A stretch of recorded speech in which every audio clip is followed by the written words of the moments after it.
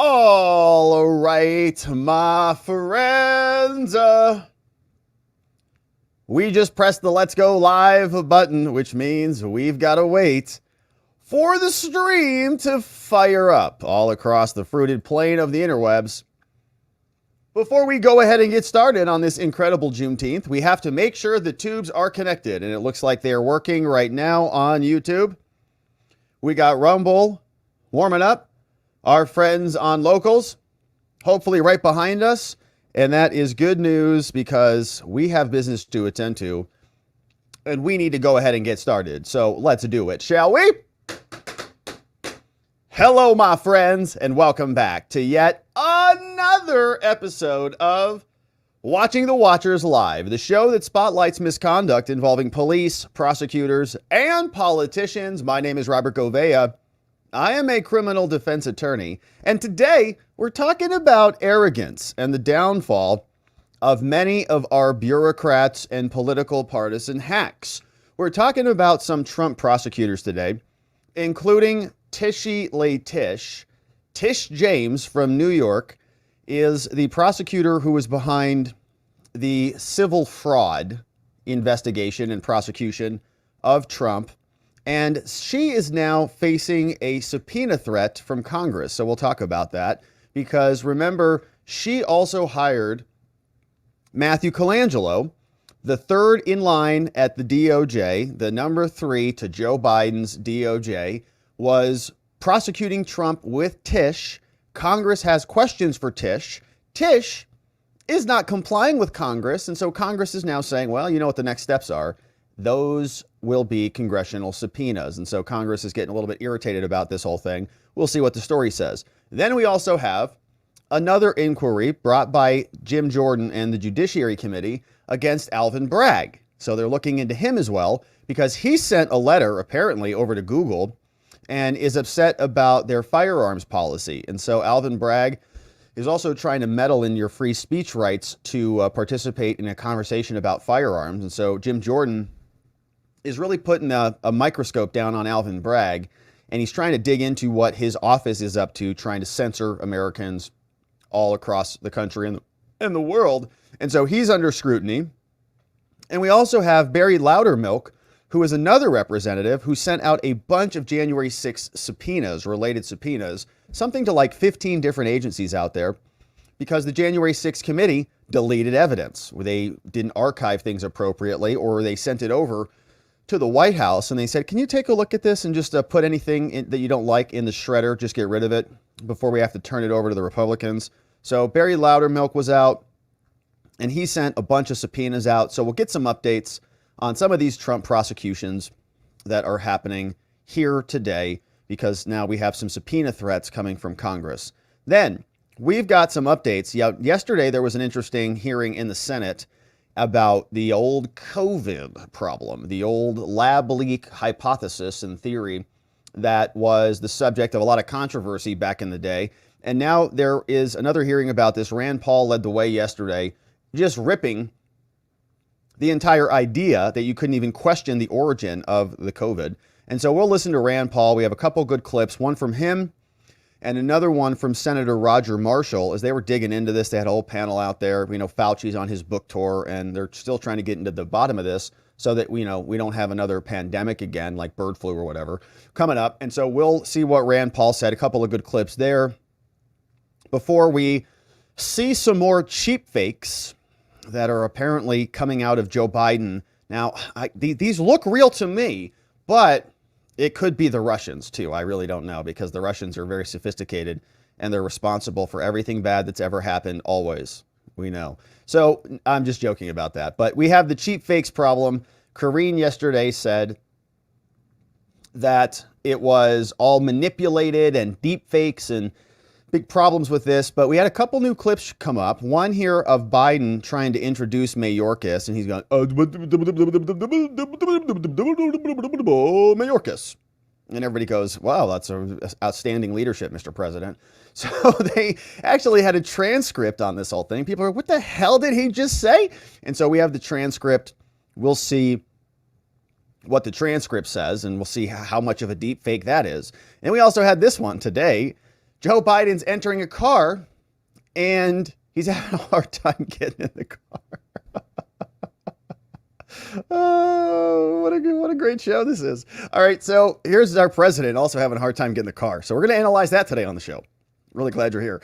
And then we'll talk about Joe Biden's dog biting people and how the Secret Service covered that up as well. So it's absolutely wild that the White House covers up crack cocaine, or maybe not, maybe it wasn't crack cocaine, it was just regular old cocaine.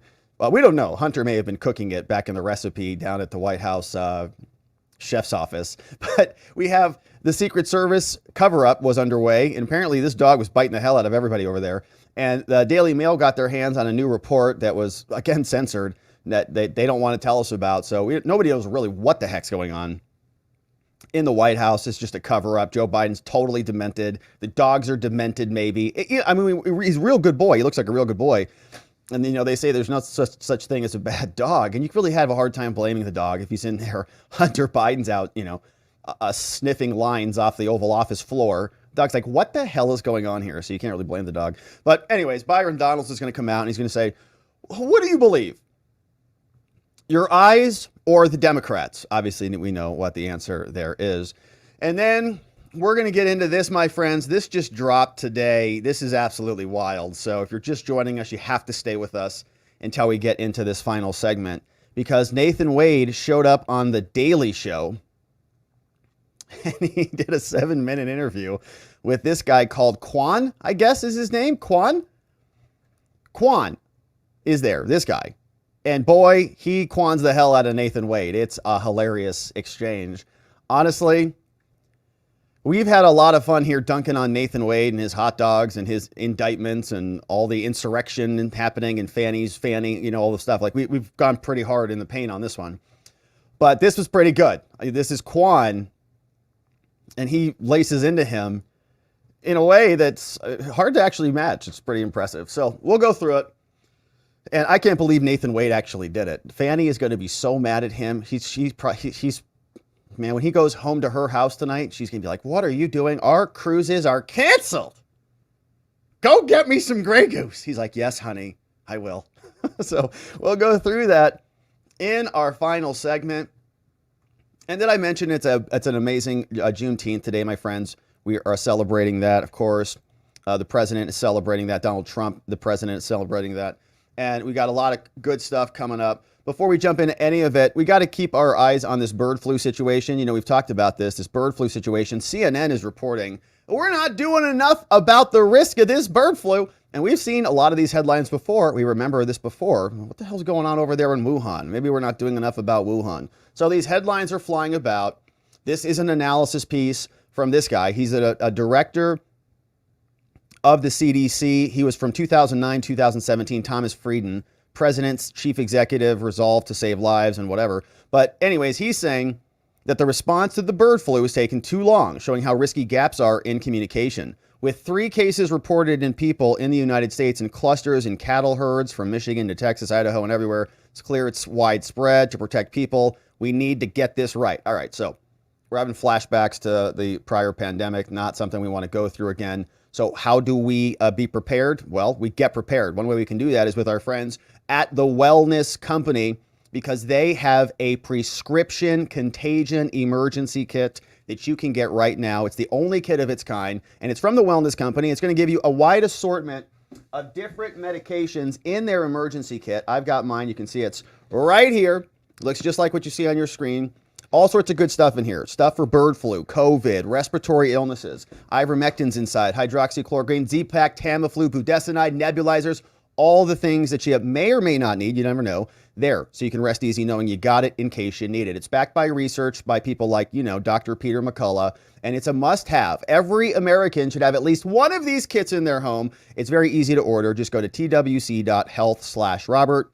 Linked down in the description below, wherever you're watching this. Grab your kit, use code Robert when you check out. You'll get 10% off and free shipping. It is a great way to be prepared. Costs less than a single doctor's visit. twc.health/Robert. And don't forget to use code Robert at checkout. These kits are only available in the USA, and it's time to get prepared. So thanks for supporting our friends at the Wellness Company and sponsors of this show. Now, without any further ado, my friends, let's get into it.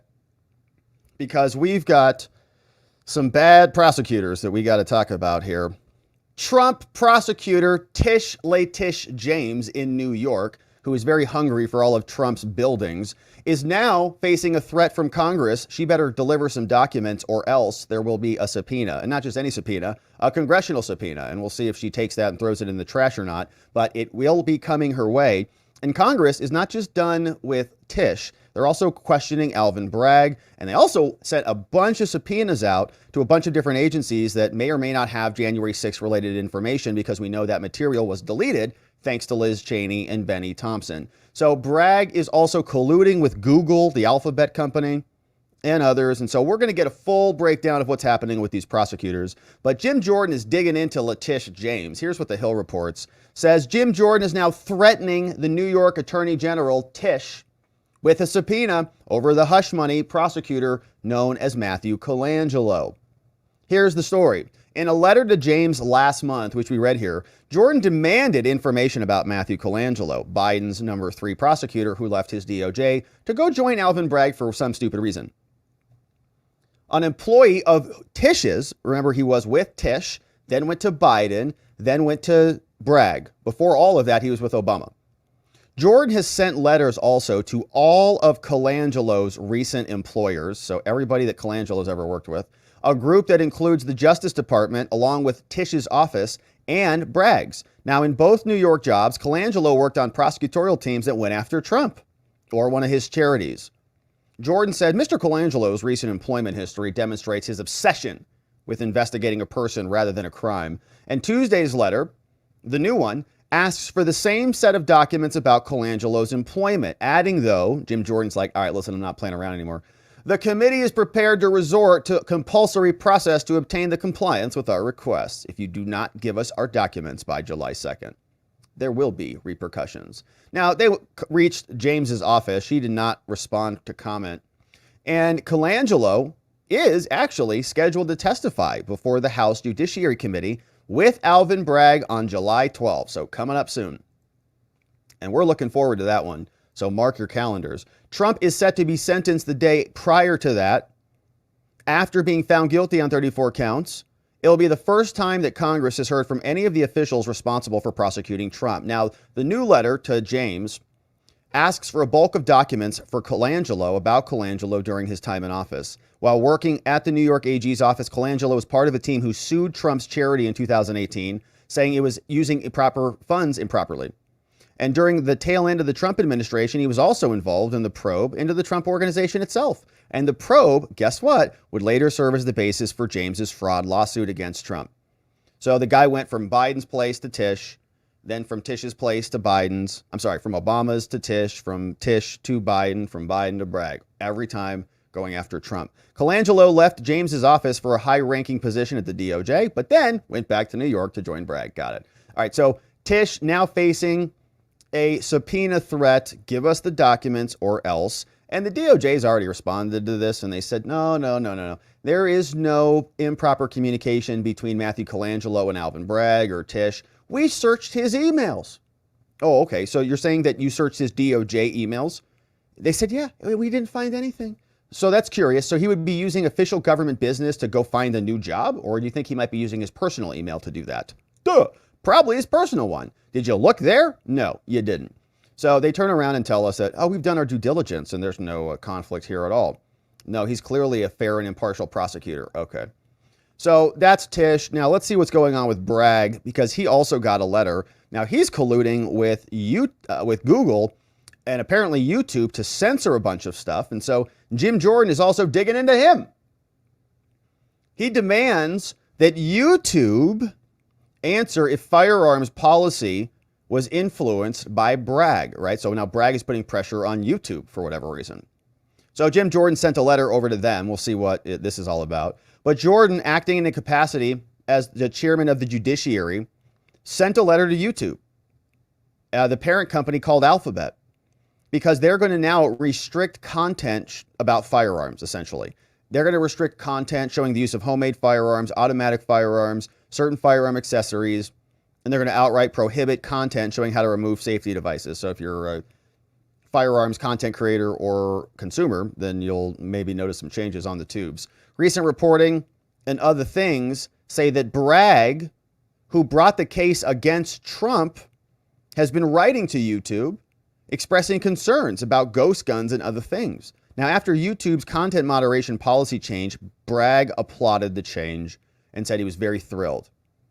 Now, Jordan also noted in the letter that he had hired Colangelo to investigate this, calling it a conspiracy theory, and Jordan had previously revealed that he wants more information about records.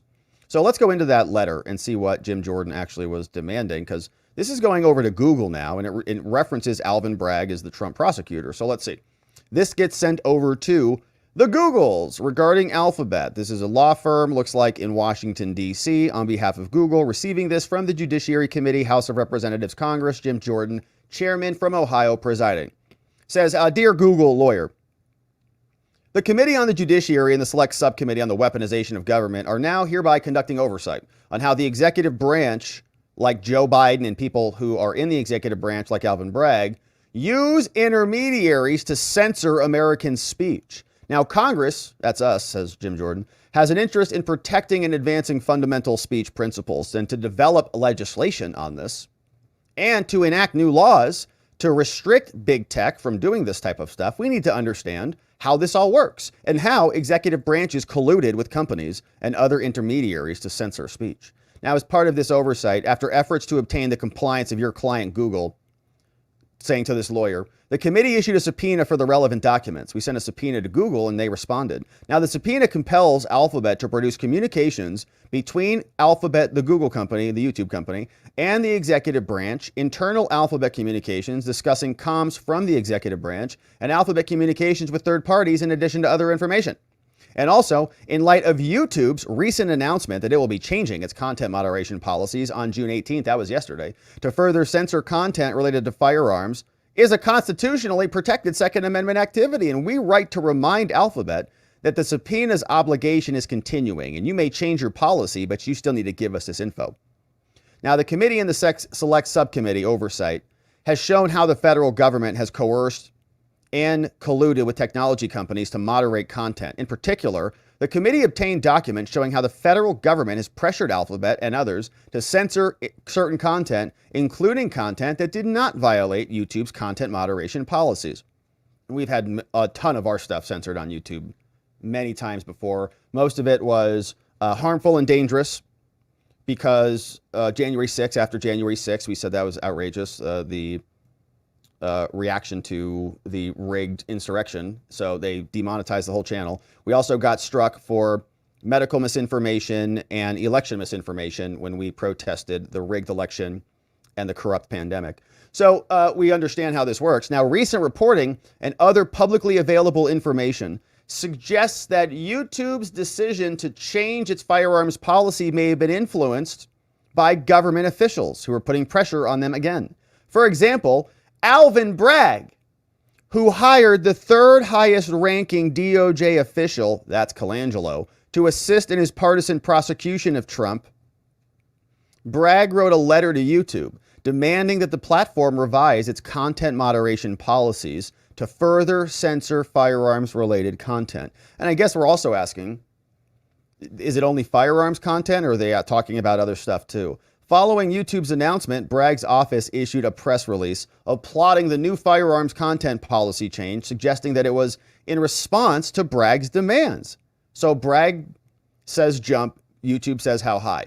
Given that YouTube has censored First Amendment protected speech as a result of other government agencies' requests, like Elvis Chan back during the censorship of Hunter Biden's laptop and other things, and other demands in the past, these revelations raise serious concerns about whether and to what extent the executive branch is working with third parties and other intermediaries to coerce or to collude with YouTube to censor lawful speech regarding the Second Amendment and firearms and everything else.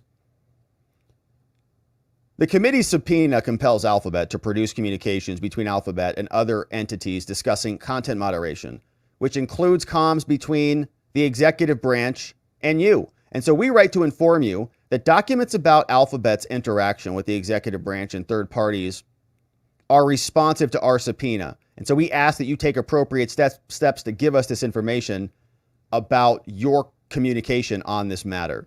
So accordingly, please begin producing all of our documents about your new firearm policy and get it back to us. As you know, the rules authorize us to investigate any issues related to the violation of civil liberties of the citizens of these United States. And censoring Americans' free speech rights to talk about a constitutionally protected right is a violation of those rights. Now, if you have any questions about this request, please let us know. Sincerely, your friend, Jim Jordan, Chairman of the Judiciary Committee. So it's not actually related to Trump, but it's kind of related. I mean, he mentions Alvin, Bragg, and Matthew Colangelo. And it feels to me like he's looking for an opening. He's trying to figure out, what's Alvin Bragg doing? Is this a Colangelo orchestrated thing? And give me some more materials. Let me see what else you're communicating. Who's involved in this? Give me your emails. So it feels a little bit, well, they might say like a fishing expedition, but I would call it a lawful inquiry by Congress, because they can investigate whatever they want. Liz Cheney set the standard. So that is what is happening with Alvin Bragg. And now lastly, let's see what's happening with Barry Loudermilk. He sent out a bunch of January 6 subpoenas, and these have been with the purpose of trying to recover information that they have deleted. The story comes from Just the News, and here's the background. The chairman, Barry Loudermilk, representative from Georgia, he sent 15 requests to federal agencies on Wednesday asking for all documents that were previously turned over to the J6 committee. So J6 committee, let's say they send a letter over to some government bureaucracy A. They say, hey, dear government bureaucracy A, can you please give us materials? They send them all over to the J6 committee. J6 committee, through Liz Cheney and Benny Thompson, they say, wow, this is great. So this is all helpful. Here, we're going to separate this into two piles. This is very helpful to us, says Liz Cheney and Benny Thompson, and this is very harmful to us. So they take the harmful stack, they dump a bunch of kerosene on it, and they just torch it on fire. No problem. They get rid of it. Then they take the good stuff and they put that in their little fake book reports. They call in Clavicle Girl. She makes up a whole story. And then they feed that down to the American people repeatedly, 8 times, over and over and over. You're going to watch this.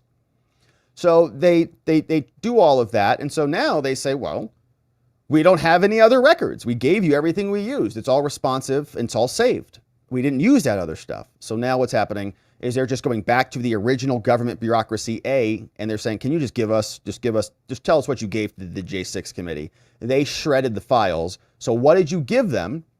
Just let us know what you gave them, and we'll have our copies. Now, thank you. Loudermilk's House Administration Subcommittee on Oversight has been investigating the response by various federal agencies and the Capitol Police, and the investigation of the Democrat J6 committee and its final report. The Select Committee on January 6 under Benny Thompson, says the statement, obtained numerous productions of records from federal agencies and the D.C. government during its investigation. However, only a fraction of these records were properly archived and handed over to the Republicans because they deleted them. Therefore, Congressman Loudermilk has no choice but to redo the work. We got to do it again, reads the statement. Now, the requests come after the committee previously recovered over 100 files which were deleted by the Democrat Select Committee. Why did the Democrats delete 100 files before the GOP took over the House? The files were recovered by digital forensics teams hired by Loudermilk when the subcommittee realized that a terabyte of data was missing from the committee report. Oops. Loudermilk was also telling Just the News last year that taped interviews of key witnesses were missing. They also deleted the actual interviews. The Democrat who led the J6 committee, Benny Thompson, said, no, we didn't need to preserve those. By requesting these records directly from the federal agencies, which should still have records, Chairman Loudermilk is working to specifically determine how many documents were not properly archived in order to conduct a full investigation and publish the truth about what's happening, said the press release. So it's really good stuff, and I'm really glad that he is doing that because it's important to see where's the gap. Why did they delete over 100 files? Why did Benny Thompson not recognize that he needed to preserve materials? Well, we know why, because it was fake. It was a cover-up. The whole thing was fictional. So they just took what was useful to them and deleted the rest of it. But now we're starting to learn more about this. It's obvious, right? If it's an actual insurrection, if it's an actual attack on democracy, all the things, you don't need to make it up. It's evident on its face. We can just see it. But it's obviously fake, which is why they had to sell a fake propaganda story to us for weeks and weeks on end. So we're going to continue to cover this. These Trump prosecutors are on the wrong side of history, and their corruption and their malfeasance continues to be exposed because their arrogance is monstrous. And we're looking forward to seeing more exposed. We're going to do our part here to continue to cover that. Thank you for helping us in that journey by subscribing to our channel, sharing our content with a friend or family member so that they can also come back over here and enjoy the madness that we all have to go through together simultaneously with us here. We would love to see you back here on the next one. All right, my friends, now let's carry on because we've got some other business to attend to. And we have Rand Paul, who was in Congress yesterday and in Senate, and they were having a debate about the origin of COVID. And so we've got a couple clips that we'll watch here. We'll see what's up with Biden. And then we've got Nathan Wade, and this is one of the most wild interviews. I cannot believe he sat down and actually did this. Where was his legal counsel stepping in on this one? Who the heck knows? But we'll come there in a second. But first, let's see what happened with COVID, because there was an interesting Senate hearing that took place yesterday. Rand Paul rips the anti-lab leak conspiracy theorists, the people who told all of us that we were the conspiracy theorists for asking where the pandemic originated. Well, now the Senate is digging into it. Rand Paul has never let up on this. And there was a panel taking place on Capitol Hill. Rand Paul and Senator Roger Marshall from Kansas were both asking the panel a series of questions. We'll go through this and see what happened in the Senate. Thank you, Member Paul. Courtesy You're recognized of for your Rand questions. Paul. Mr. Chairman, I'm going to ask unanimous consent to submit statements for the record from U.S. Right to Know, Open the Books, America First Legal, Frontiers of Freedom, and Dr. Alina Chan. Without objection. So just in the last few minutes, Dr. Gary has told us that this couldn't have come from bats. It had to go through an intermediate host. That may well be true, but arguing against that is they tested 90,000 some odd animals, and there is no animal host that's been found. But what he also doesn't tell you is the animal host could be a laboratory animal. It could be passed serially through that, and that's one way of quickly adapting and pushing natural selection to adapt a virus towards humans. Dr. Alina Chan has written extensively about this, how this virus didn't show up clunky and poorly transmissible. This virus showed up immediately very transmissible in humans, as if it had been pre-adapted in a lab. Or engineered, yeah. Dr. With the furry Ebright. cleavage site. Dr. Gary tells us that he's wedded to the scientific method and that he considered all the different possibilities in proximal origins. And I know you're a professor, and I'm assuming you've been the senior author on many papers. I assume that you teach your younger researchers what is good scientific method and not good scientific method. In the abstract of proximal origins, Dr. Gary and his fellow authors state categorically that the virus is not a laboratory construct. That doesn't sound to me like open-mindedness, and I wonder what you would tell a younger researcher or someone you were instructing in the scientific method about putting categorical statements into a scientific paper. Yeah, because in the scientific method, right, you have a hypothesis, you test the hypothesis, you take the results, so the results confirm the hypothesis or not, and if not, you have to develop a new hypothesis and keep testing, and you sort of go through this process of testing, confirming, and retesting, and confirming, and experimenting again, and going through these variables. Is that what we're talking about here, or did they just come to the conclusion because it served their political narrative? Well, it's important to emphasize that the paper in question, Proximal Origin of SARS-CoV-2, published in March 2020, was not a research article. Oh. It was an opinion piece. Oh. It was published as a commentary, which is the section in the journal that holds opinion pieces. Well, they shoved it down our faces like it was gospel. So it was an opinion piece. Remember? The authors were stating their opinion. But that opinion was not well-founded. In March of 2020, there was no basis to state that as a conclusion, as opposed to simply being a hypothesis. Moreover, we know that compelling evidence has been presented as a result of congressional inquiry in the House. It reminds me of the 51 so-called intelligence officials who wrote that letter about Hunter. No. They didn't say it was Russian disinformation. They just say in their opinion, it could be Russian disinformation, right? They do this little stupid game. We all know the article they're talking about. We went bananas on this channel back during COVID. In fact, this entire show is birthed out of COVID because of the national emergency is when we started it. So we were hitting this hard, outraged about it. We went through the article, I think it was by Chris Anderson who wrote it with a bunch of others, and they generated it to create a talking point for themselves, just like they did with the 51 intelligence idiots who said that Hunter Biden was totally above board and that the laptop was Russian disinformation. It's one big intelligence op after another. That 4 of the authors of that paper, Dr. Anderson, Dr. Gary, Dr. Holmes, and Dr. Rambeau, in their private communications, show clearly that they knew the conclusion that they stated in that article was invalid. Fraud.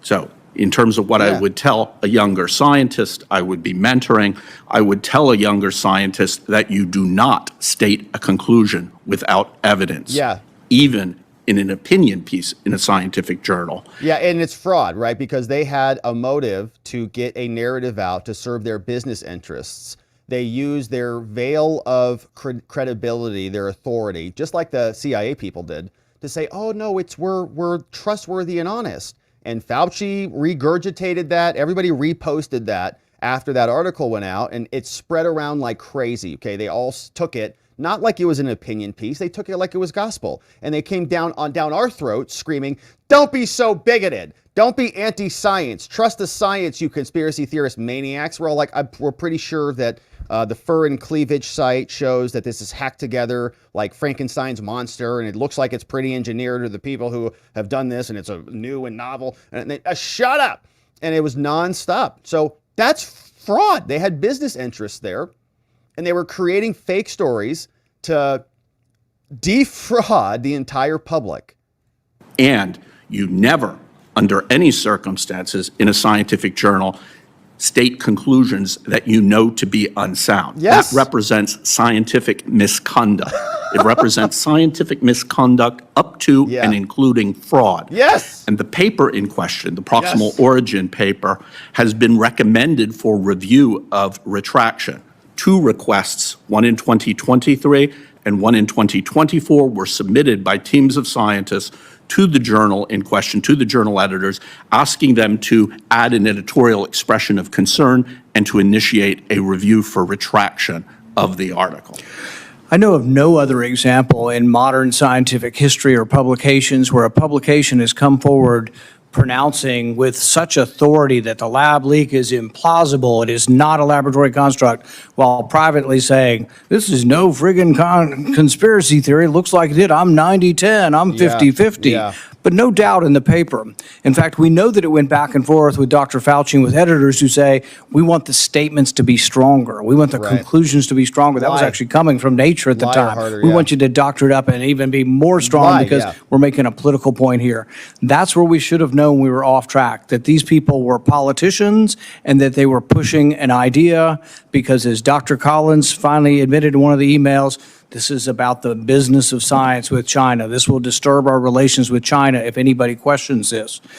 Dr. Quay, the idea that this came from the fish market, I thought had been discredited by virtually all of scientists. Now, I'm really surprised it's still being presented here. I know that the Chinese, the CDC, George Gao over there, basically said that they no longer consider it. And actually, if you think about it from their perspective, we're not sure if we can trust them.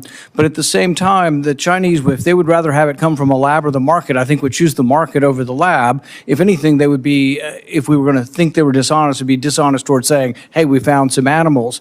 But if you could review stepwise, just a little bit slower, some of the evidence for why it's not there, the amount of animals tested, the animal handlers compared to SARS-1, but also the idea of this genetic diversity that You know, when SARS-1 came about the first time, I think it tried hundreds of times because these animal viruses don't infect humans well in the beginning. It tried 100 times over and over again. And even in the end, SARS-1 didn't transmit between humans very well. That's why containment worked. And that's why quarantine worked, because it wasn't very infectious. But go through a little bit, step by step, the evidence of why anybody still maintaining that it came from the market is misguided. Sure. I mean, let me agree with Dr. Gary about SARS-1 being a spillover, and let me elaborate a little bit. There were 11 cities, 11 markets, 3 different lineages, and a 30 nucleotide difference among the initial cases and patients, which approximates about a year of posterior diversity, as it's called. SARS-2, of course, it's either in one market or it's in no markets. There's no other proposal for a market origin from it. 457 animals were tested in the market. 0 were found to be infected. SARS-1, 92 animals, 100% infected. Wow. The vendors, the wildlife vendors in SARS-1 were all infected. We have 10 vendors here. None of them are infected. One vendor had bamboo rats from southern China, where the backbone comes from. He wasn't infected. His animals weren't infected. SARS-2 has no posterior diversity. So it really, as Dr. Anderson said, it's one jump from one animal to one human. The most likely place that happens is in a laboratory. Yeah. And again, to be clear, when you say an animal, it could be a petri dish. It could be animal cells in a petri dish. The question of where the origins came from is the question of where the animal is. And they've tested 96 animals in nature, and they've tested 0 animals at Wuhan Institute of Virology. That's where we need to look. So no, they're not testing sure, it may have come from animals, but in the lab, or that were already production or in production resulting from the lab. So that was Rand Paul. Really grateful that he's still digging into this. This is another exchange from Roger Marshall. Thank you, Senator Johnson. Roger Marshall is a senator from Kansas. Senator. And he asks another question that many of us were asking from the very beginning. Was this whole thing a bioweapon? Was this perfectly engineered for 2020, right? All of these things we got called conspiracy theorists for. Now they're asking these questions openly in the Senate because it's an interesting question. What other excuse and what other reason? They had a great excuse to change the election rules, to modify the election signature requirements, to change the entire mechanics of our presidential operations. So in addition to that, it suppressed the trumpet turnout, right? We had all sorts of ramifications from this. The economy came to a screeching halt. They had the COVID death counter scoreboard up there every day. It was just a wild scene. We all recall it. So the question is, was this kind of a planned operation or something like that? Here is the question now being asked in the Senate. Senator Marshall, you're recognized for your questions. Thank you, Mr. Chairman. I think first of all, it's important to remember why we're here today. We're here today because we don't want to have another pandemic like this. Right. I think it's important that we recognize that 1 million Americans have lost a loved one, and they're still looking for closure. We have 15 million Americans with long And we COVID. want recourse. And perhaps if we knew the origin of COVID and the development, maybe that would give us a clue how to treat us. I want to start with Dr. Quay and go back to the diffuse grant for just a second. This is a grant by EcoHealth and Peter Daszak. Yep. Recall that Peter Daszak is David Moran's BFF.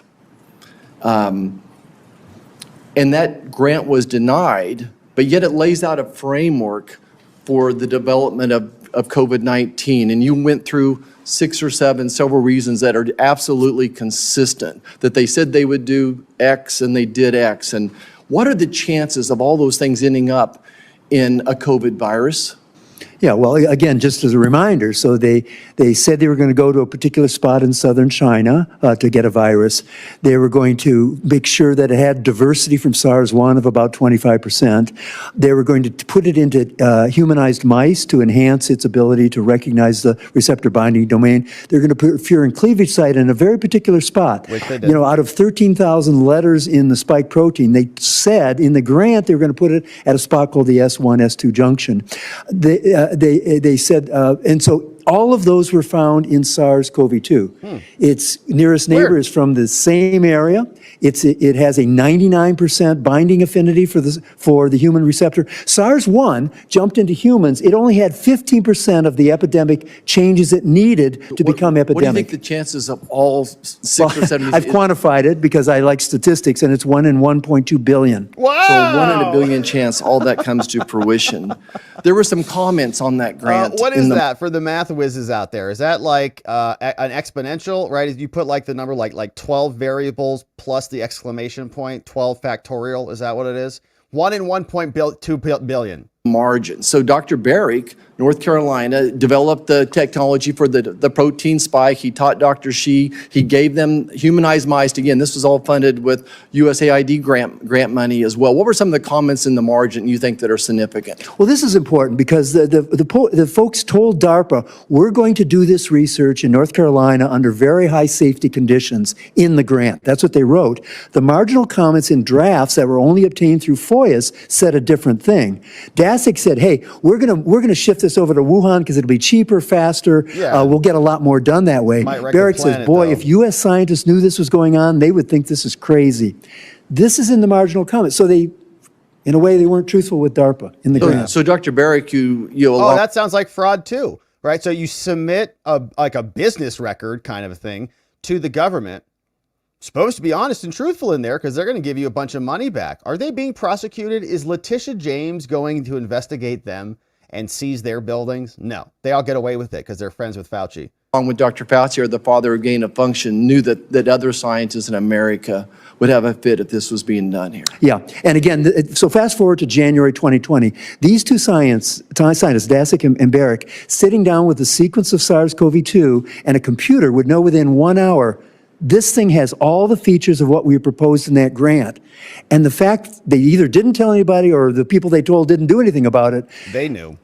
Meant that that human-to-human transmission was we were not aware of that, and asymptomatic transmission we were not aware of. This is the first new respiratory virus that's asymptomatic. Great. Let's come back. I'm going to use that. Come back to that point in just a second. You know, we went through what I call the smoking guns that really show beyond a reasonable doubt that this virus was made in a laboratory in Wuhan, China. It was synthetic. 1.2 billion. You know, everywhere from the geography of where it shows up for the first time to the fact that there was virus already spread to multiple continents by the time the wet market break occurs. They never have found the intermediate species. With SARS and MERS, it took months to find an intermediate species. Anyone that says the raccoon dog is the intermediate species is just laughable science. No progenitor viruses. And the timeline, they were developing a vaccine already November 2019. Dr. Shi has taken down the DNA lab banks in September 2019. She takes down another the lab bank here in this country, maybe March of the next year as well. But of all the smoking guns, and this is the hardest to explain to people, is just the genetic makeup of this virus. And you pointed out the protein spike. The protein spike alone would be like a person. The protein spike that fits into a lung cell would be like the chances of a person walking in the room with the key that fits the lock on those doors. I mean, it was a perfect protein spike. You mentioned the furin cleavage site. There's other spots. But I wanted to talk about the ORF8 site for just a second. Dr. Quay, what's the significance of this ORF8 site? So ORF8 is a protein that's down near the right-hand side of the virus. It is not in the final virus. It is secreted into the bloodstream, and it does two things. Early in the infection, it blocks interferon expression, so you don't sweat, you don't have a fever, you don't show the symptoms of an infection. And later in the infection, it blocks what's called antigen MHC presentation. So we learned from HIV that a virus that can block the ability of pieces of the virus to be presented to the immune system is a virus that is very hard to make antibodies against, very hard to fight against it. Two master's theses during 2015 that have only been published in Chinese, no papers came from it at the Wuhan Institute of Virology, created a synthetic cloning system for ORF8. Nice. So gain-of-function research around things that make viruses asymptomatic and things that make them not be able to make antibodies to are beyond the pale of what Dr. Ebright has said in terms of the civilian use. So if I could, Dr. Quay, no civilian so use. really this ORF8 is a synthetic link sequence never found in nature, and they place it in here right? They place this link in here for the purposes of the two cardinal sins, the cardinal sin of asymptomatic virus and then transmission without that symptom as well, and the inability to make an immune response. I mean, that's the cardinal sins of gain-of-function research. What purpose would there be if you're wanting to develop vaccines? Is there any civilian purpose, or is this, in fact, a bioweapon? I can't say it's a bioweapon because that's in the mind of the person that made it, but it is highly unusual, highly synthetic. They were doing synthetic biology around it, and its two functions are quite remarkable with respect to what kind of research you would do in the civilian world. Dr. Ebert, is there a possibility that it could have been a dual purpose, that it could have been used as a bioweapon?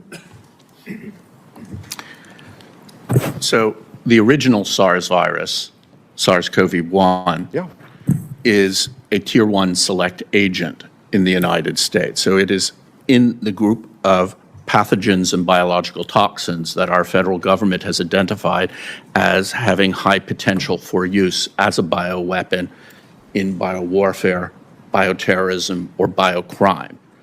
It, by definition, therefore, according to our federal government, is a bioweapon agent. It is not a bioweapon, but it is an agent that potentially could be used. Is there any good reason to put this in the virus if you're developing a vaccine? I would return to my general comment on gain-of-function research on potential pandemic pathogens. That research has no civilian practical application. Researchers undertake it because it is fast, it is easy, it requires no specialized equipment or skills, and it was prioritized for funding and has been prioritized for publication by scientific journals. These are major incentives to researchers worldwide, in China and in the US. The researchers undertake this research because it's easy, they get the money, and they can get the papers. They get paid, it's easy, it's a bunch of mad scientists tinkering around in their little labs with their test tubes and infecting the whole world. We know what happened there. They know what happened there. We're grateful that we have a couple senators who are digging into this to try to uncover the truth about what happened so it doesn't happen again. But where are the prosecutions? Where is Anthony Fauci? He's out on a book tour, hanging out with Rachel Maddow, crying his eyes out about how hard it's been for him to orchestrate this entire scam. So we've got Rand Paul ripping into this. Questions about the bioweapon now making their debut, making their resurgence in the Senate. We're going to continue to keep our eye on it. As we do, we'd love it if you joined us. Thank you so much for subscribing to our channel, for liking this video, for inviting someone you know or love to come here and join us when we go live. We'd also love it if you checked out some of the links in our description below and then joined us in our next segment, because the video that's coming up next that we're about to link over to right now is about more cheap fakes in the Biden administration. This guy just keeps stepping on it, and I don't know if the Russians are behind this or not, but we'll see you there in our next segment. All right, my friends, now we're live, so we can just carry on this and get right into it. More cheap fakes are emerging about Joe Biden. Putin must be up to no good again, manipulating all of this AI footage. Or are these real? I think they're real. And we also have a transcript to confirm that they're real, that Joe Biden seemingly is getting worse by the day. Question remains, how is he going to survive when the debate happens just a short week from today? We have the Secret Service also covering up for him and his dog. We have them covering up for cocaine. So why wouldn't they cover up the bites? We have new reports on that one. And Byron Donalds is going to come out and say, listen, don't listen to Karine, okay? Believe your eyes. The dude is clearly demented. Now, we saw earlier that when Joe Biden announced he was going to grant mass amnesty to a bunch of people in America, that there was this clip floating around, and the Democrats were out talking about this new amnesty plan and border security, homeland security, whatever. And it was so interesting because in this exchange, Biden is right there in the middle. He looks kind of like he's got a shot of adrenaline or something. But Schumer is over here smirking like a moron. And Mayorkas is right here. That's the Secretary of Homeland Security. And so this was a little bit of a weird exchange, because it seems like Joe Biden forgot who his own secretary was. Thanks to all the members of Congress and Homeland Security Secretary. I'm not sure going to introduce you all the way. Okay, so not sure I'm going to introduce you all the way. Thanks to all the members of Congress and Homeland Security Secretary. I'm not sure I'm going to introduce you all the way. Thanks to all.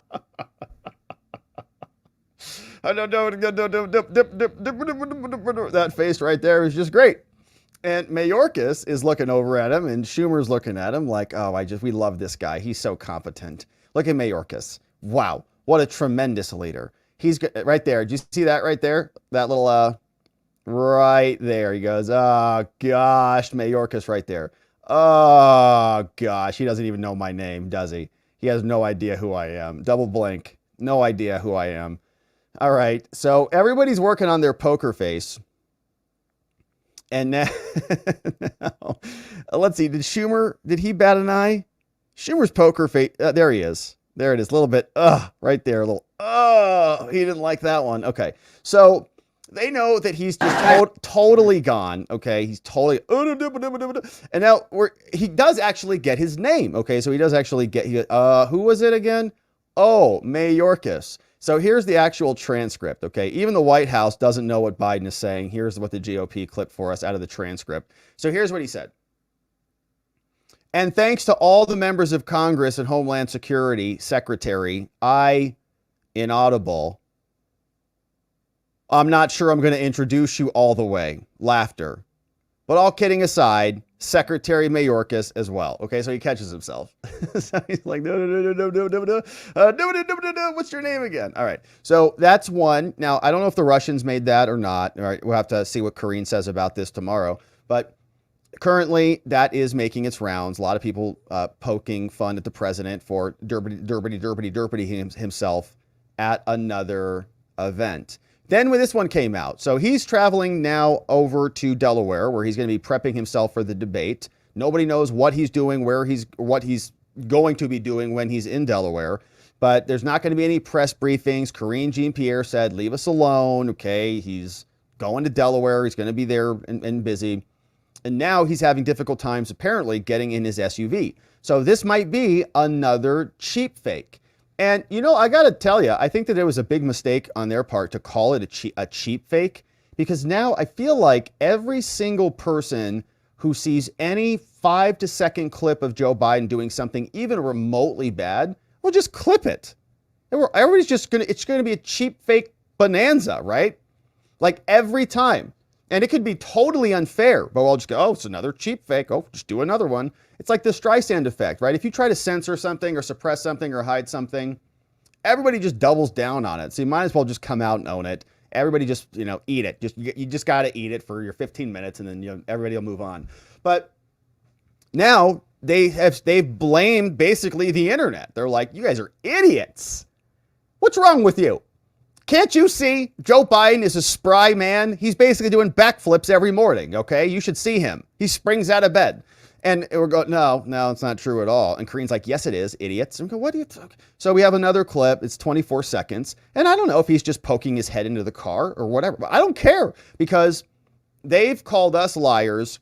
And so now we get to analyze every one of these clips, and we have to shift the burden back onto them to tell us how this one's fake. Here's this one. Oh, that's our eardrums also got blown out by the airplane. All right, so there's Dr. Jill walking in. There's the president. And so here's the door.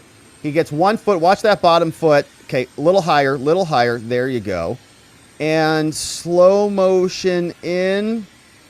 Is he pausing to talk? What's happening? Barely gets in. All right, so that's another cheap fake. Okay, we don't really know what's happening. But it looks like, or could be the Russians. Could be the Russians doing it, or he could just be old and demented and having a difficult time moving around. There's that bottom leg. Come on, Joe. Almost in. Secret Service. Come on, give him a nudge. Just nudge. Throw him in there. Remember they threw Hillary in there into the side of the van like a piece of beef when she was falling over? All right, so that's the president. A lot of these so-called cheap fakes, right? They're going to come out and say that we can't even trust our own eyes. Byron Donalds will tell us differently. But here's some more. They now have a new report about this Secret Service dog, and apparently the Secret Service destroyed evidence, destroyed a video of Biden's negligence. Dog commander bit an agent in a brutal attack. And there's all sorts of law about this. You know, if you have in many jurisdictions, they teach us this in law school. It's like the first bite is free in some jurisdictions. And I'm not a torts lawyer, so, you know, torts lawyers tell me if this is accurate or not. But, you know, like if your dog bites somebody, you don't have notice that your dog is a biter. So you're not actually negligent for that bite. Here's the legal theory about negligence. You don't know. You don't have any notice about it. But once your dog is a biter, now you know about it. So now the next bite you're liable for. Now, I think that's different. I think because a lot of that was common law and they've codified this, that you're responsible via strict liability for any dog bites now. But the point is, Biden should be responsible for his animals and prosecuted for the negligence of his animals for these repeat brutal attacks. Why not? So here, the White House had to stop tours because there was blood everywhere from this savage dog, which I don't blame the dog. Again, if you had to deal with, could you imagine Joe Biden? I don't know if dogs can sense evil. They know. So they're walking around this White House with Joe and Jill and Hunter and showers and sniffs. It's weird. So Commander Biden, the Secret Service now destroyed a video that actually captured Joe's dog Commander chomping down on its agents, one of its agents. What if that agent had to make a claim? What if that agent says, I have no more movement in my ankle. My hand is now disfigured. I'd like to file a claim against President Biden. Oh, sorry, the video's gone. In an attack that forced the White House to shut down its tours because blood was all over the floor.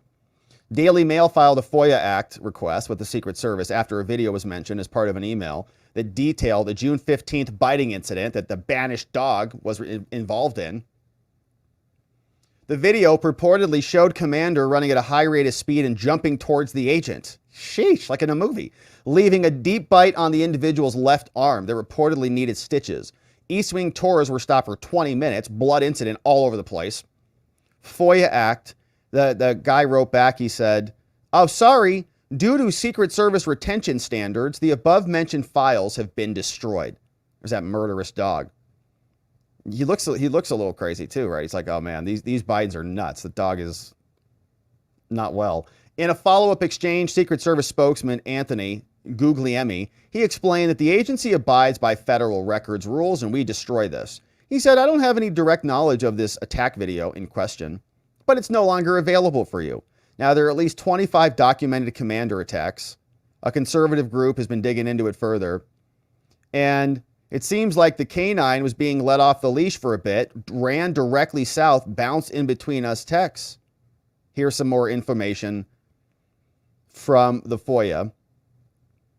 They said this special agent was bit by the family pet. The dog bite occurred inside the Kennedy Garden as the special agent was walking from the residence. The special agent had been asked to move the cat trucks, which were parked on the south grounds adjacent. Video of the incident shows the special agent enter the garden while Commander, who was off the leash and on the opposite side of the garden at the time, run at a high rate of speed towards the special agent, jump towards him, and take him to the ground. The groundskeeper, who was also at the garden at the time, put Commander on the leash after the bite.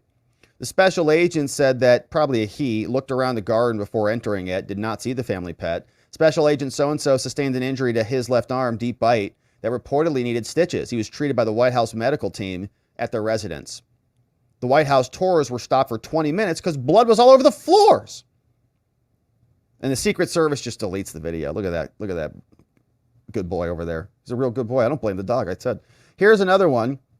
What's this? A photo obtained shows Commander biting another staffer at the White House. They got that one in real time.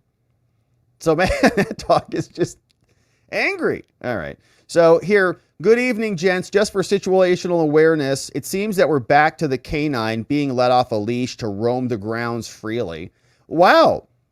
So the Secret Service is kind of complaining about this. Okay, Biden just lets them off the leash. That's negligence.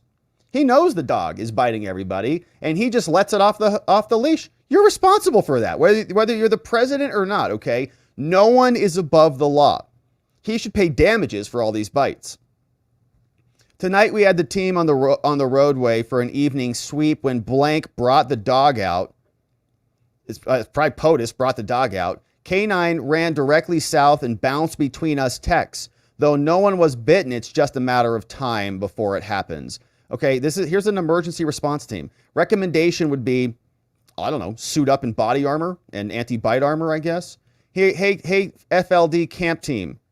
Special agent from the Secret Service says, hey guys, family pet is up at the camp, is either let out or gets out of the house on his own off leash. I just had a run-in with him while making a push. I'm pretty confident if I hadn't gotten startled, causing my caveman instincts to kick in with a bicep flex and a yell, he would have tagged me, right? This dog was about to bite this dude. Okay, so like in all seriousness, standing tall and yelling his name and stop is your best bet to not get bit.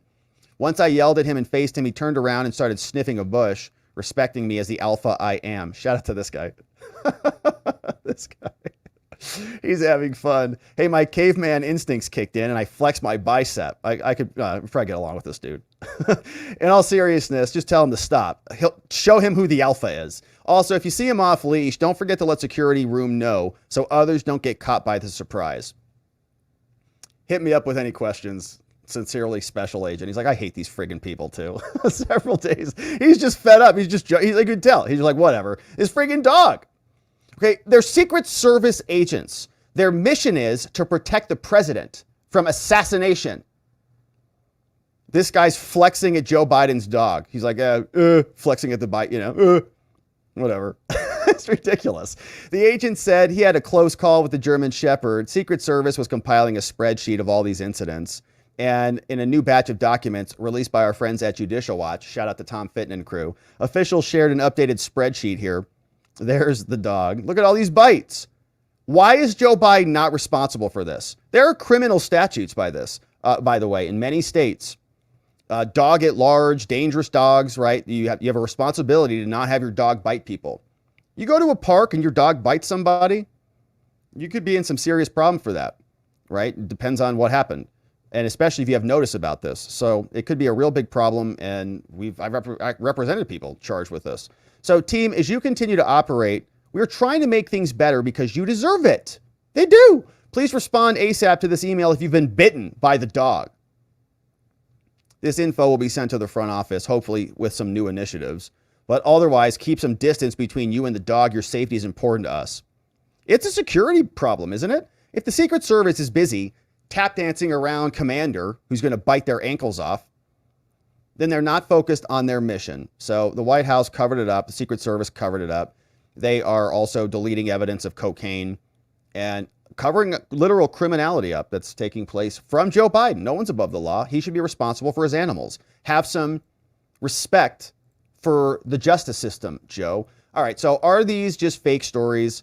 Are these cheap fakes, or are these true events that are happening? The White House continues to cover them up. They tell us that we're wrong, we're liars, we should know about it. Byron Donald says, don't believe them. Just trust your own eyes. George Orwell warned us of this, that the party was basically going to tell you not even to believe your own eyes. This is the stuff where they can't cover up for Joe Biden anymore. This is the same party that told you that the laptop from hell was Russian disinformation. I mean, look, if I was holding Donald Trump's hand walking off stage and it put my hand in his back to escort him to the back, the media would be apoplectic. Something like that never happens. Barack Obama does it. Now they're telling everybody that don't believe what you saw. It's a joke. We know that Joe Biden is not fully with us. And this is not funny. This is serious because he wants to be president of the United States for 4 more years.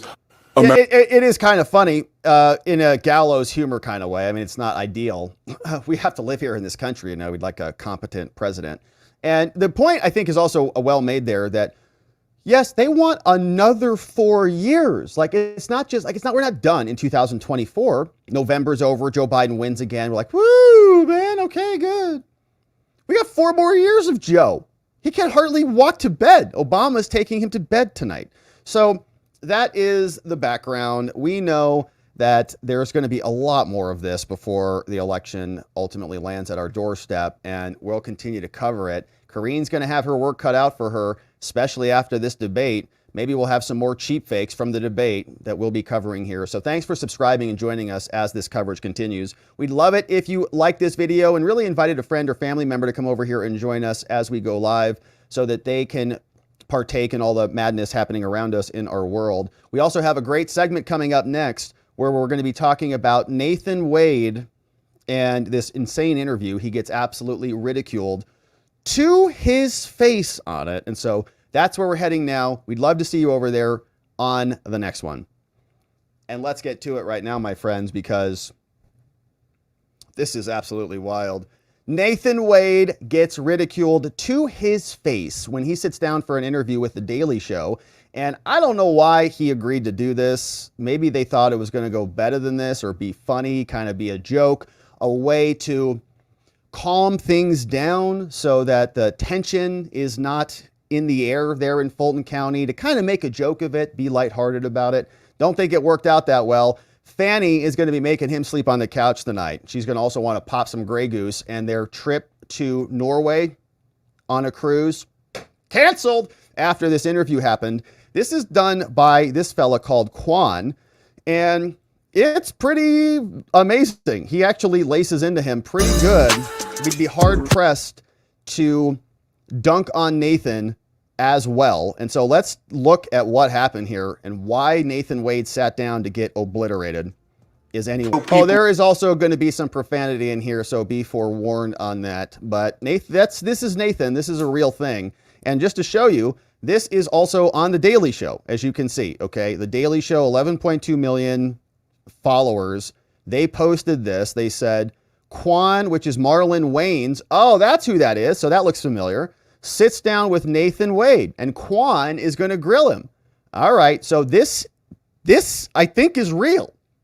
So let's listen to this, because Nathan is answering questions about some real serious matters.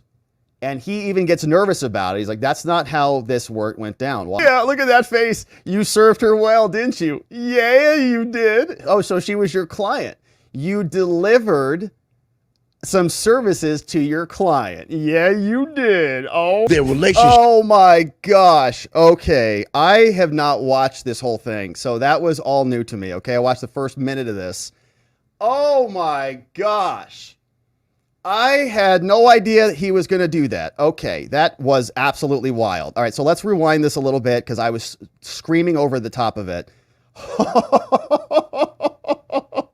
Have their genitals potentially end democracy. Okay, Nathan Wade is getting roasted right now. And he's trying to act like this is a real interview. Nathan is responding like this is we brought a successful, legal, valid indictment.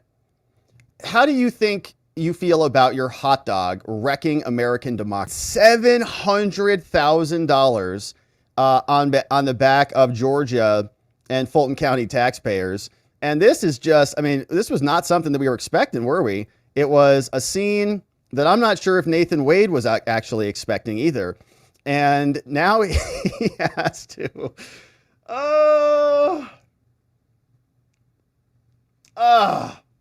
All right, we just got nuked because they copyrighted that one, I think. Oh man, so we got struck on a copyright on that one. So yeah, it was copyright. So that's the one. We just got taken down on YouTube for copyright. So temporarily blocked. Oh man. Okay, so that's that. You'll have to catch it over on Rumble. So head over to Rumble. Head over to Rumble. Head over to Rumble. Funny. Because they nuked us. So that was funny. All right. So that got nuked. So we'll have to cut that segment out. But hilarious. All right. So that was Nathan Wade. And just amazing. I can't believe he sat down for that interview. And he got roasted to his face. So we'll, of course, keep our eye on that. What an outstanding interview from Nathan Wade. He should not have done that. I think, is botching his 15 minutes of fame, not working out well for him. So we're going to continue to cover the Fani saga, the Fani scandal. We'll be here as we do. Hopefully you join us as we do. Thank you for subscribing, my friends, and we'll see you back here on the next one. All right. And so it looks like YouTube just nuked us. And let's see if it comes back. Your stream is no longer being blocked due to copyright issues. So let's see if it's back on. Okay, so let's see if we're back. All right, we're back. All right, so YouTube just temporarily blocked us, and we're back. All right, so they temporarily blocked us. They didn't like that we were playing that clip, and they nuked us on the clip. So we're back. We're back on YouTube. It's good to see you guys. So, yeah. So anyways, we're back. Good to see you guys. Okay, so we just finished up. I just said a couple other things, just saying what a joke this entire office is, and why Fani thought that was a good idea to hire this guy is beyond me. But we had a great stream. 4 good segments on the day. Nathan Wade just melting down and getting roasted there by The Daily Show. And shout out to the Waynes, man. That was hilarious. More cheap fakes emerging. Joe Biden's dogs biting the heck out of everyone. He's above the law, not being prosecuted. And what's up? Viva's in the house. Hey, Viva just stopped by. You guys know who Viva is. He's our friend next door on Locals, Rumble, and YouTube. He says, wow, was trying to super chat and you went down. Packing up and getting ready to head behind the Iron Rainbow. Godspeed, Rod. Good to see you, Viva. And keep on keeping on. Good to see you, Viva. Thanks for the nice dono. Thanks for stopping by. Viva's right next door. If you haven't already subscribed to his stuff, then make sure you go do that. What's up, Viva? Yeah, so that hasn't happened to me before. So they took us down just while we were streaming the copyrighted stuff, apparently, and then they put us back up. So shout out, everyone shouting out Viva. Good to see you guys. Yeah, Viva. Take care, Viva. Be safe, man. The Iron Rainbow. Godspeed, Rod. Good to see you, Viva. Good to see you in the house. Hey, amazing. So we love Viva. All right. And we got to hang out again soon. We'll chat soon, Viva. Thanks for stopping by, man. Good to see you. And be safe out there. We had 4 good segments on the day. We got Rand Paul ripping the lab leak experts, the anti-lab leak experts, and the Trump prosecutor threatened with a subpoena from Congress. So it was a slow day today, but we were able to cobble together some segments, and I'm grateful that we got to spend some time together today. I think the courts are closed, government's closed, Congress is out on their butt, Joe Biden's in dementia land in Delaware, but we were able to get to some business, and that Nathan Wade interview was just amazing. Oh my gosh. Outstanding. All right, and now, my friends, let us hear from you. Let's see what you have to say about all this, your reaction, your thoughts, your comments, your genius, your brilliance. All on this amazing Wednesday and beautiful Juneteenth. Let's see who's in the house. What's up? We got some fun ones. Hey, Milo Phone Bill shared this article. Milo Phone Bill's over on Locals and says, yeah, Biden's $42 billion rural high-speed internet plan gets stuck in red tape. Not a single home has been connected after 3 years. This one from MAGA Hat shared this one, says there is a quiet, from Representative James Clyburn, says there is a quiet constituency that Joe Biden has, and it will show up big time come November. Dead people, ghost voters, and illegal aliens. Hey, here's this one. So this is awesome from Knox. Knox is an amazing grandma who is reposting this on our Locals from yesterday. Came in at the end of the show, wanted to share it again. Life is good. So we had a couple of babies in the Castle household, as you can see here, that took a little extra time to get home, but they are now home. And you can see grandma has now decorated the front yard to let the entire neighborhood, the world, and our amazing community here know that Isabel and Sophia have arrived safely at home, safe and sound, and they're joining proud big sister Olivia and proud big brother Jaden, and they're all protected and guarded by guard pup Chancho over there at the Castle household. And so Knox, our defense attorney from Texas, Knox Bierman, is celebrating. We are celebrating along with the household. 2 new babies in the house, literally. And it's amazing. So thanks, Knox, for sharing that. And let us live vicariously through you. Hey, here's one. K Bean says, I'm telling you, those videos back there are cheap fakes. This is Kareen. Yeah, that's her. That's definitely her. Yeah, that's definitely her. Hey, Knox is here, says, hey, happy Wednesday, all. Got a nice settlement for a pharmacist fired from Walmart over the jab. I took these mandate cases when no other lawyers would take them. This was my last one after suing Raytheon, U.S. Forest Service, and City of Tucson for fired workers. Not bad for a bare-knuckle criminal defense attorney. That's right, Knox. That is not bad, right? Government claims like that against... That's a civil claim. That's a tough claim. And from Walmart, nonetheless. I mean, that's really, really good and really impressive. Many talents over there, Knox. Thanks for that one. We got this one from Tony Hay Munkets. Hey, it's the Munkets. Bringing in 10 new membos. What's up, Tony Hay? Bringing in Gene Spliced, Darlene A. We got Rachel K's here. LaWanda in the house. Patricia D. Rusty B. Saffon is here. Nicole Bama. We got Damon W. Mama Pillow. Toenail H. We have Muffin Rando and others saying shout out to our friend Tony Hay Munkets for bringing in 10 new membos. And 10 more. Ready Cool's coming in. Lou L. Melody. We got Robert T. Sassy Tech is here. Pie Wacket, Angry Viking Veteran, Brenda S., JC, and D. Watts in the house, courtesy of Tony Hay Munkets, with 10 more membos coming in. We got this one from Homie B. What's up, Homie Brooke? Homie Brooke in the house. Says, do you think because the Ninth Circuit said the jab isn't a jab FDF versus LAUD, Kansas is now suing Pfizer. Do you think it will now be open season for lawsuits in this arena? And I don't know. It's a great question, Homie Brooke. I'm not familiar with the cases. FDF versus LAUD. Kansas is now suing Pfizer. I'm not familiar with it. I got to get up to speed on my COVID litigation, but not familiar with it.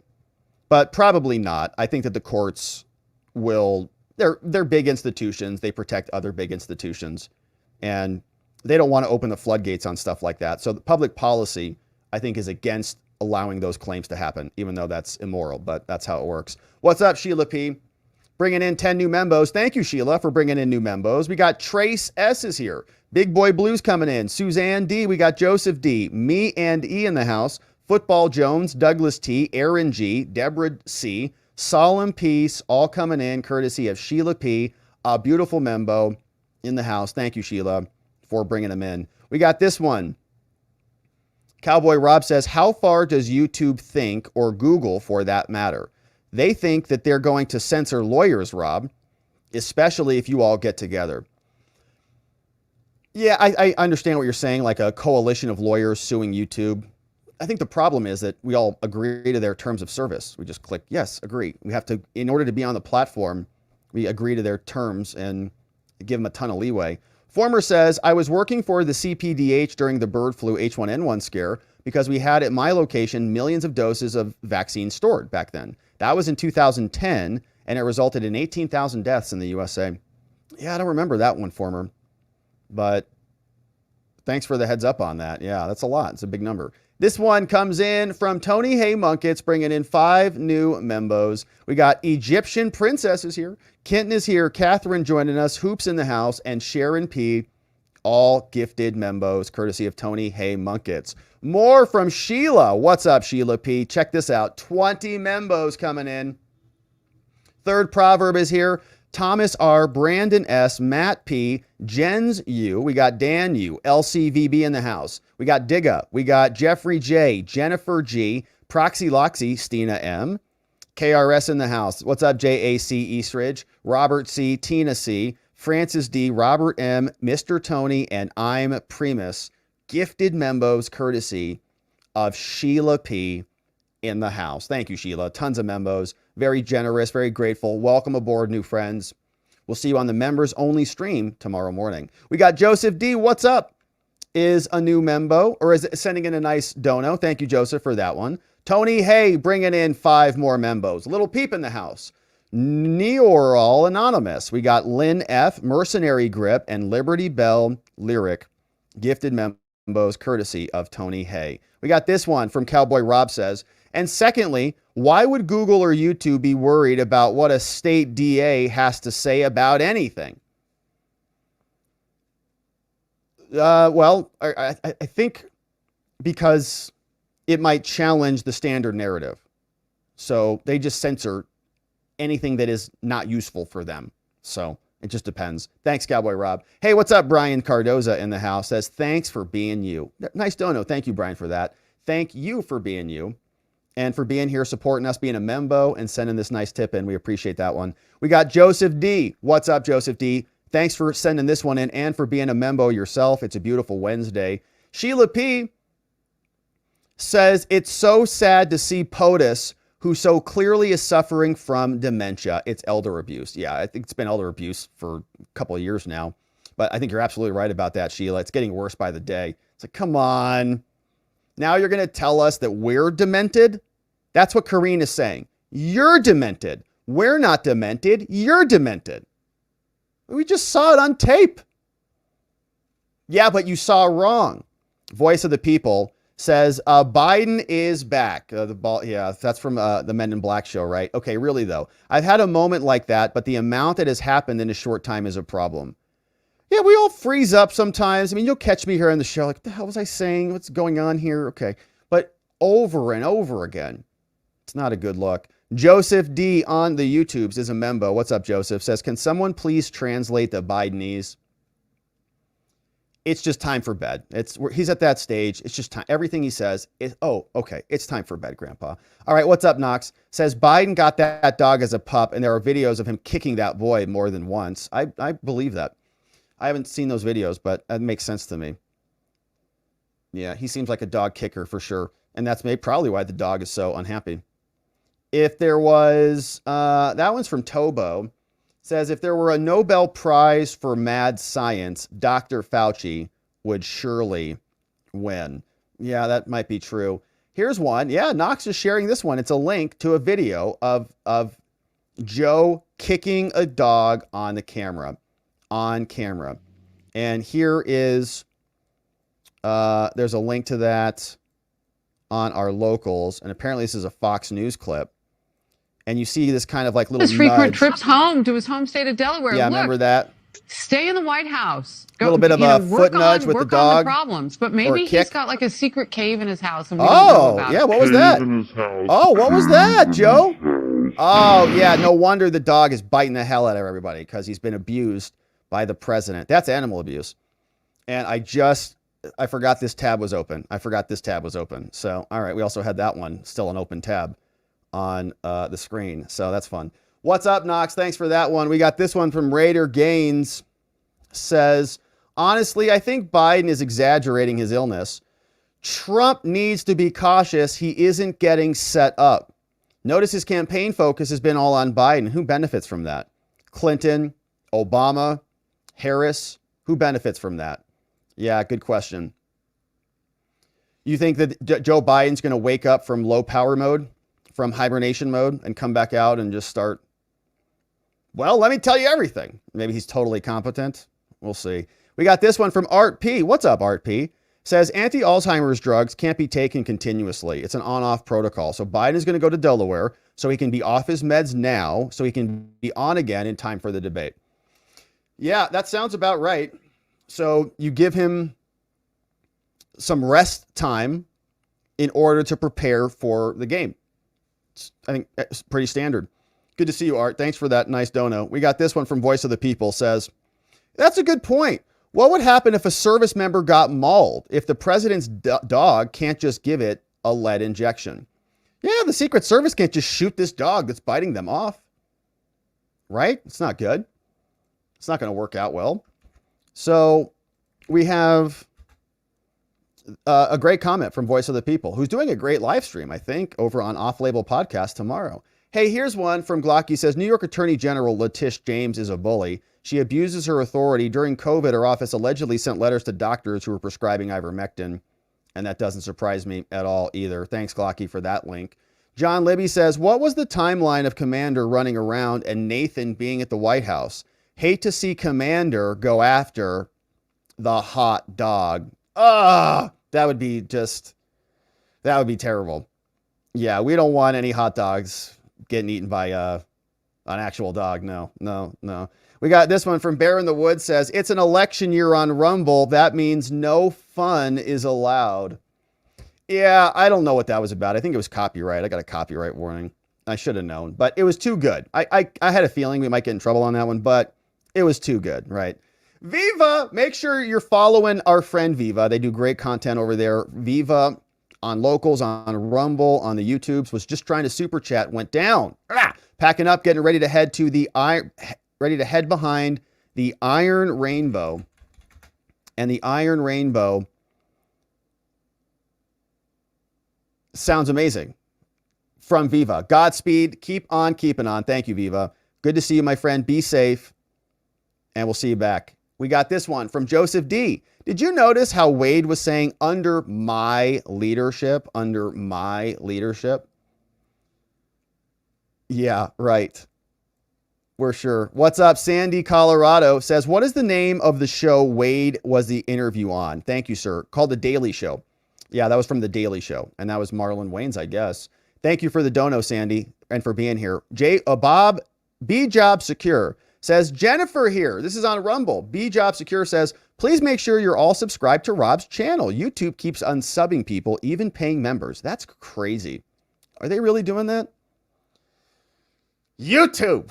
Ugh, it's election season. Yeah. So I've noticed that actually. And I've been unsubscribed from other people's stuff. I'm like, I know I subscribed to that channel for sure. And I'm no longer subscribed. Why is that?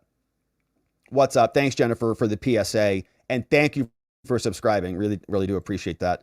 Hey, Nicole Bama Princess says, Rob, I do love your shows. Watch every day. Thank you, Nicole.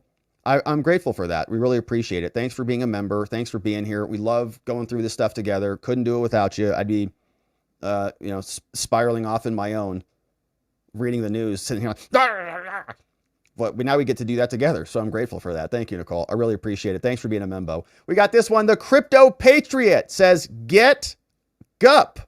What's up, the Crypto Patriot? You see what Trump's saying about crypto now? I'm very happy about that. This old guy says, the Nathan Wade interview was worth the short strike on YouTube.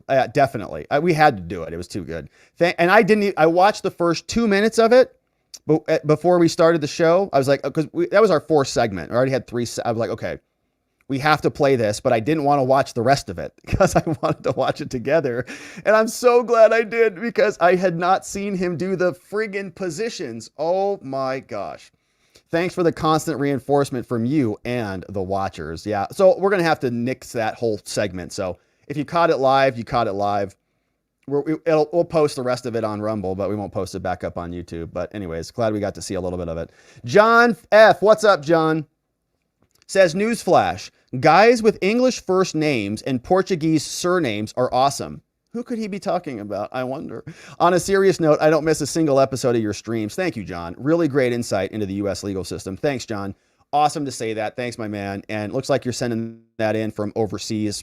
So really grateful to have you here. It's my honor to be able to spend this time with you. So thanks for that. Yeah, that's right. English and Portuguese. What is that? That's interesting. What does that mean? Is there something I can read into that? I don't know. What's up? Thank you for that, our friend John. We got Jesser Bob says, great job, Knox. Yeah, those decorations looked amazing. And they looked amazing. Jesser Bob, thanks for that. And Retread says, just for that video, it was so worth it. It was so good. It was crazy. Oh, it was great. Dolphin Fan is the man, bringing in 5 new membos. Carrie M is in the house. Bama Kristen, what's up? We got Dat Panda, welcome. Aller, if here is here, and Chadwick M, all gifted membos, courtesy of Dolphin Fan, is the man in the house. What's up? Charles M is a new supporter. Welcome to new supporters. We'll see you on the members only stream in the morning. Can't wait to do that. And Catherine Rex says, LMAO, I spat out my drink laughing. I'm dead. I told you, like, there's no way. I'd have a good roast of Nathan Wade for sure, but there's no way I'm going to act out those positions and stuff like that. Like, only Marlon Wayans can do that. It was just, it was even better than I thought, to be honest. This one, Milo Phone Bill says, these folks think that the Biden and Kamala paid for their college loans. Oh, I saw that. Yeah, there was this one guy who posted, we'll probably talk about that on the stream in the morning. I think I saved that link. And that link is, it's a story about I think Biden communication director or something saying like, my student loans are gone. Elections have consequences. Thanks, Joe. We're like, what? So you work for Joe and he wrote off your loans? That's democracy or something? Doesn't feel right exactly, but what's up, Milo Phone Bill? Hey, Art Pollard, Membo for 6 months, Art. Oh my gosh. Says God took away Rush, but gave us Robert. Man, I miss Rush so bad, Art. Country was much, much better. We had a much saner country with Rush at the helm. We miss Rush, and we would love to have Rush back. And that is a real nice compliment, Art. I don't know if there's any comparison even in the same sentence, but I am inspired by Rush. I've always been inspired by Rush. I remember listening to Rush when I was cleaning swimming pools. When I was young, I was like, 17, 16, got my license, started cleaning swimming pools. I listened to Rush on my AM radio armband. And I didn't really understand what the hell I was listening to, but there wasn't a lot to listen to back in those days. You just kind of, whatever was on the radio, and I liked talk radio rather than the music. And it was very formative. It was very formative in my life. And so Rush was, just a real icon, and we miss him a lot. Thank you, Art, for that. It's a really powerful comment. I really appreciate it. 6 months as a membo, 2/3 of the way to a baby. We miss Rush. America's real anchorman. All right. Thank you for that one, Art. We got this one from Flea Speech. Says, thank you again, Bobby G. Denmark loves you. Man, I love you back, Flea Speech. I love Denmark too. I've never been there, but I'd like to go check it out. And it looks like a beautiful country, man. All that entire region looks gorgeous. Good to see you. Hey, what's up? Hey, this one came in from Viva. He says, I'm an idiot. You're on Rumble. We'll never give CommieTube another $1 to support you. Thank you, Viva. So Viva is amazing. So see, I told you got to go support him. He's also over on Rumble, and he sent in a nice dono over on the Rumble tubes. So very funny. Thank you, Viva. Yeah, and Rumble didn't nuke us out at all, as far as I can tell. Right? I think we're still hopefully good over there. And yeah, it looks like we're still streaming over there. So Viva's on Rumble. And so make sure you're supporting him over there. Thank you, Viva. Thanks for the dono and for the love, my man. Thanks for swinging by. Hey, Charles Masson. What's up, Charles M? Giving us a thumbs up on that one from that little Shinu Ibu. Great to have you. And John McGarvey. Good to see that one. We've got, so we've got some nice Christy Gnome memes in the house. Hey, Voice of the People says, thanks for the shout out, brother. Tomorrow, your own Watching the Watchers friends, Jennifer and Voice of the People, will be co-hosting with me as Davey's on vacation. So everyone come show some love. Off-label podcast, Voice of the People, and Jennifer, you just heard from earlier on the day.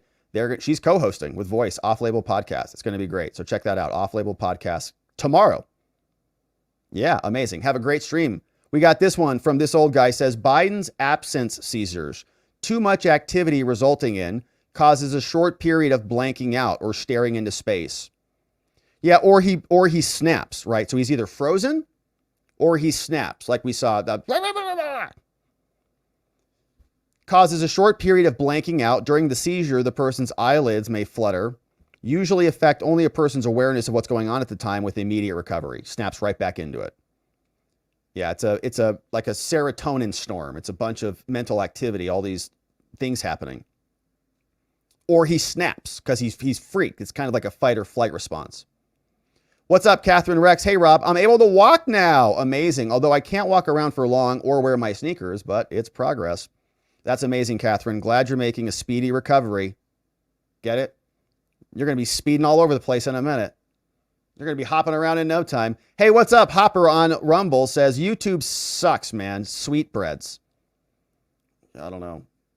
Yeah, it was a bummer. They nuked us, but we're back. We made it back. It's good. We'll see what they say afterwards. They're going to be mad at me, but that's okay. The Crypto Patriot. Again, man, Trump is going big on crypto. He keeps working it into his speeches, which I'm pretty happy about that because we do need an alternative to our broken financial system.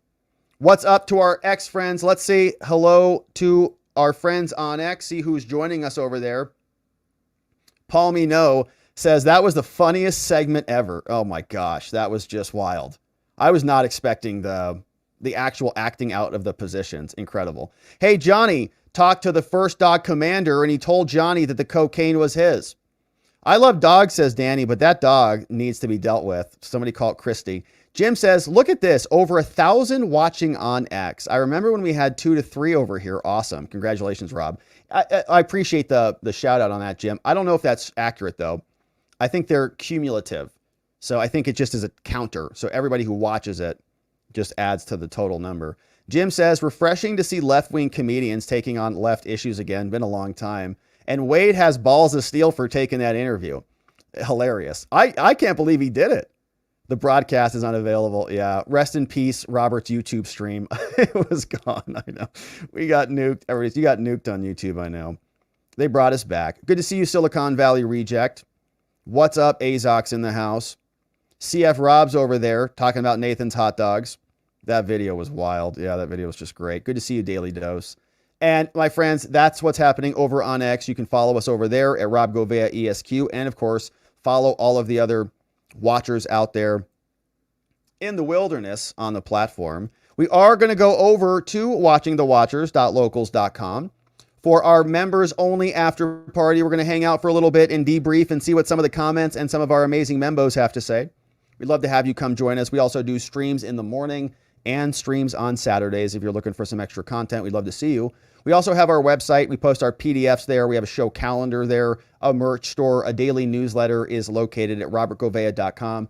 And of course, we have our meetup, which is taking place just this time next week. I'm going to be on the road to Vegas this time next week. And so the schedule next week is going to be a little bit wonky because we're going to be in Vegas. And so make sure you have the calendar added to your phone at robertgovea.com to be apprised of that. But if you have an opportunity, come and join us. Grab a ticket. We have a watcher meetup at Trump Hotel 2 days after the debate in Las Vegas next week on Saturday, June 29, 2024. Go to watcherlodge.com to get more information about that. And as always, thanks for supporting the sponsors of our show today, The Wellness Company. Get prepared, my friends. Links to their page is down in the description below. And before we wrap it up, we want to thank our amazing mods and meme smiths who keep things nice and orderly around here. Our friends K Bean in the house. We got Just Cause, Playing Hooky, Ronnie Cole, our friend Zach Nichols, Janek, Dog Digger, Economy Pilot, Donut Mind Me, Carrie B. We also have Zulu in the house, along with our meme smith, Sleepy Dog Lee, Nathan N810, Gigum Gigum, Glocky McGlock, and Elliot, our Dockmaster, all in the house. My friends, that is it for us on this Juneteenth special edition of our stream. Very grateful you were able to join us today. We are going over to watchingthewatchers.locals.com for our members only after party, and we'd love to see you there. But if not, well, we will be back here tomorrow to get into it again. And in order to do that, we're going to need to see you right back here so that together, with your help, we can shine that big, beautiful spotlight of accountability and transparency down upon our system with the hope of finding justice. Make it a beautiful night, my friends. Sleep very well. We'll see you right back here tomorrow. Bye-bye.